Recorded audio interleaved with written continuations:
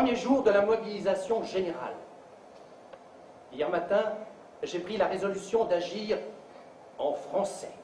Des textes français, des écrits allemands, des chants, des poèmes, la lecture spectacle des baladins de la mémoire a rassemblé documents et témoignages des deux grandes guerres du XXe siècle.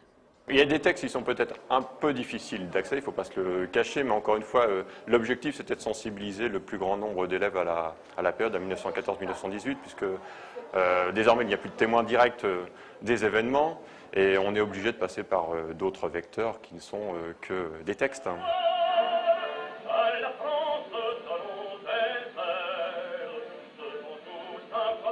Musique d'époque, texte d'Aragon, Max Jacob, paroles de résistants ou propagande.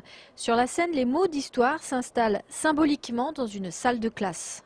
On a pris un mobilier un peu intemporel, du vieux mobilier, voilà, pour jouer un peu sur l'éducation, l'enfance. Les objets qui sont dans la salle de classe sont détournés de leur fonction pour servir de temps, de lieu de recueillement. Que ça reste en même temps pas trop lourd, les textes sont déjà suffisants, relativement aussi, je dirais entre guillemets, ludiques.